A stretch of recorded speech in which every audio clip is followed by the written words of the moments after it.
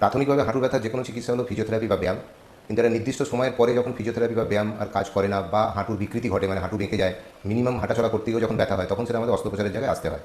তো অস্ত্রোপচারের পরবর্তীকালে লোকের সবসময় একটা ধারণা থাকে, যেটা আমাদের কাছে রেগুলারলি এই প্রশ্নটাই ওনারা করেন, যে কতদিন শুয়ে থাকতে হবে, মানে কতদিন আমি হাঁটতে পারবো না।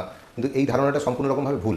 এখনকার দিনে আধুনিক পদ্ধতিতে যেভাবে হাঁটু প্রতিস্থাপন করা হয়, যেটাকে আমরা নি রিপ্লেসমেন্ট বলি, তাতে অপারেশনের পরের দিনই পেশেন্ট ভালো করে উঠে বসতে পারে এবং হাঁটতেও পারে। বহু ডাক্তার দেখিয়েছিলাম, তাতে কোনো সুফল পাইনি। লাস্টে ডক্টর অম্লানদের অনুত্তমা হসপিটালে যাই, সেখানে স্বাস্থ্যসাথীর মাধ্যমে অপারেশন করে আমি একদিনের মধ্যেই অনেকটা সুস্থ হয়েছি। স্বাস্থ্যসাথীর মাধ্যমে আমরা হাঁটুর প্রতিস্থাপন বা কোমরের হিপ জয়েন্ট রিপ্লেসমেন্ট অনুত্তম নার্সিং আমরা করি এবং রেগুলারলি এই অপারেশনগুলো আমরা এখানে করে থাকি।